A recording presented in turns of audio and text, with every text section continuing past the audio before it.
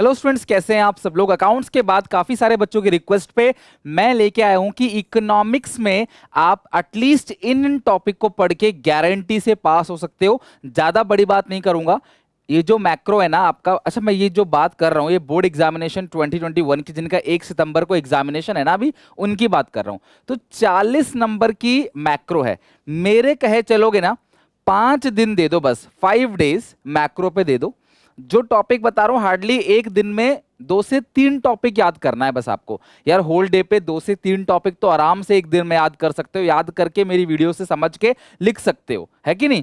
उतना अगर आप कर लोगे ना तो कोशिश यही रहेगी 40 में से ही 26-27 आ जाएं आपके, 40 में से ही। तो जो 5 दिन है ये कैसे देने हैं, एक दिन कंप्लीट सुबह से लेकर शाम तक न्यूमेरिकल्स पे देना है। न्यूमेरिकल्स को याद करना है, इसके फॉर्मूले को याद करना है और न्यूमेरिकल्स को सॉल्व करना है। मैंने अपनी वीडियोस में जितने न्यूमेरिकल करा रखे हैं ना आपको, उससे हटके एक भी मत करना, चल जाएगा। ज्यादा से ज्यादा जितना करो उतना कम है, लेकिन मैंने जो करा रखा है ना उतना भी कर लोगे तो सफिशिएंट है। तो ये सारी चीजें जो भी मैं आपको बताऊंगा, इसका कंटेंट कहां से मिलेगा, नोट्स तो हमारे टेलीग्राम चैनल पे अवेलेबल है, और कंटेंट 60 डेज प्लेज के अंदर आपको मिल जाएगा।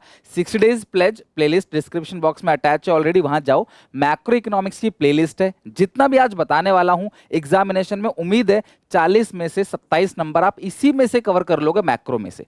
फिर जाकर जब मैं आपको इंडियन बताऊंगा, फिर मैं आपको जब इंडियन इकोनॉमी के भी इंपॉर्टेंट क्वेश्चन बताऊंगा ना क्लास, वहां से भी 40 में से 25-30 नंबर आराम से कवर हो जाएंगे। सिर्फ 5 दिन के अंदर, 5 दिन ये 5 दिन वो, 10 दिन आपको काम करना है। तो खुद से प्रॉमिस कर लो, अगर लाइफ में अच्छा कुछ करना है, अच्छे से पास होना है, पढ़ना पड़ेगा, आपको मेहनत करनी पड़ेगी। 5 दिन में से एक दिन दे दो न्यूमेरिकल पे, पहले दो एंड में तो मर्जी तुम्हारी, और 4 दिन जो आज मैं कॉन्सेप्ट लिखवाने जा रहा हूं। अच्छा, जो 40 नंबर का पेपर आने वाला है उसमें 10 नंबर के तो मल्टीपल चॉइस क्वेश्चन ही होंगे, और डोंट वरी उसके बाद भी मैं आपको रिवीजन कराऊंगा सारे टॉपिक्स का, एक एक टॉपिक का रिवीजन कराऊंगा, कुछ नहीं छूटेगा, पूरा 100 में 100 की प्रिपरेशन होगी।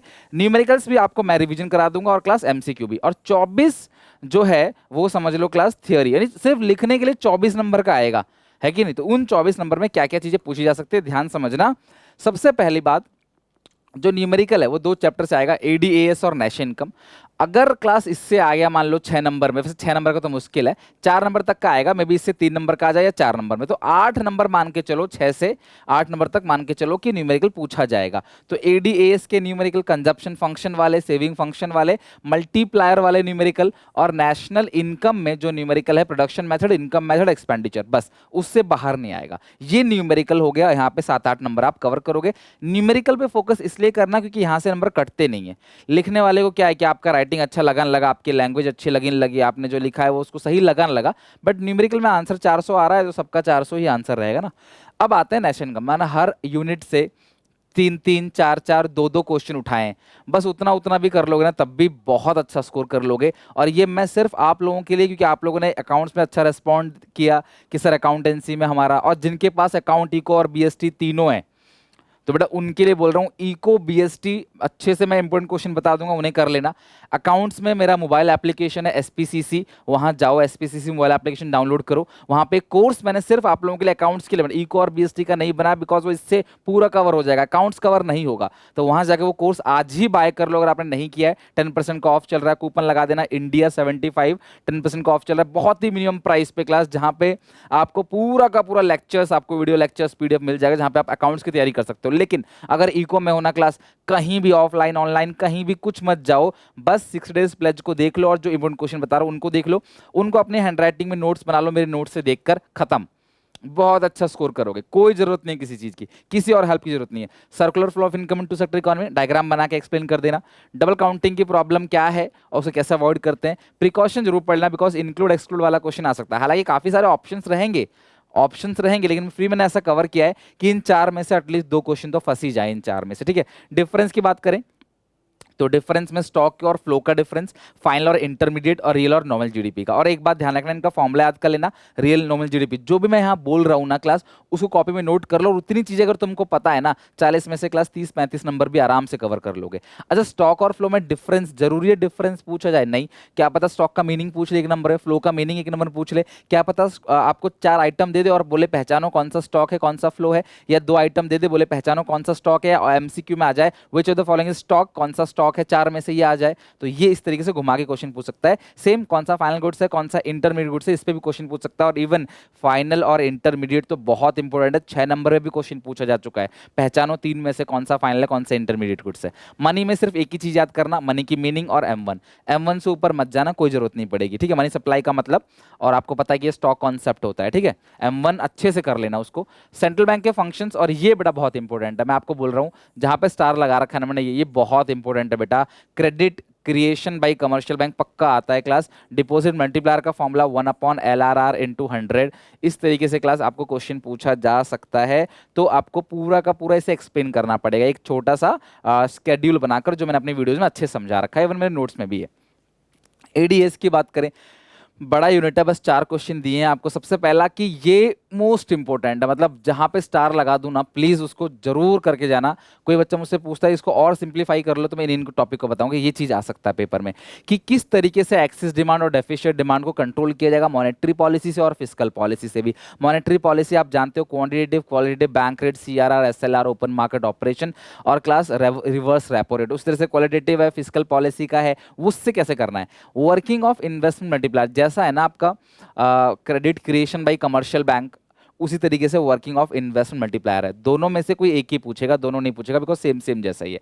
ADAS अप्रोच से कम चांस है, SI अप्रोच से, या सेविंग फंक्शन कैसे आप डेराइव करोगे कंजप्शन फंक्शन से। अगर इन चारों के, अच्छा मान लो आपने 2 घंटे के लिए बैठ गए, इन चारों को अच्छे से वीडियो देख लोगे और इन चारों के अच्छे से नोट्स बना लोगे, खत्म। इससे ज्यादा और क्या चाहिए यार। आप प्रिपरेशन कर नहीं रहे, टाइम आप जैसे क्लोज आएगा फिर बोलोगे अरे कम छुट्टी मिली, ये मिली, वो मिली। अभी टाइम है, एटलीस्ट आपके पास 2 हफ्ते से ज्यादा का टाइम है, 16 दिन तुम्हारे पास है अभी से।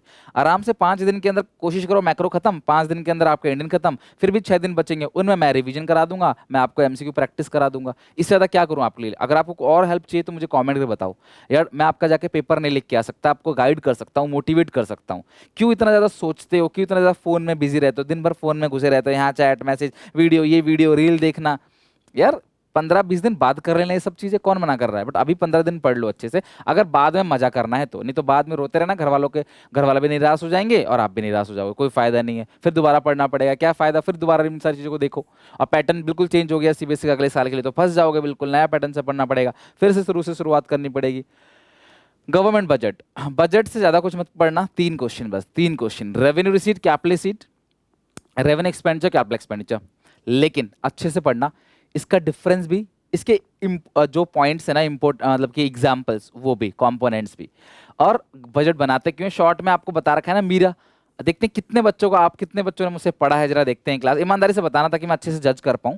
कमेंट सेक्शन में मीरा की फुल फॉर्म लिख के दिखाओ। ये ऑब्जेक्टिव ऑफ बजट है, ठीक है, बजट का ऑब्जेक्टिव।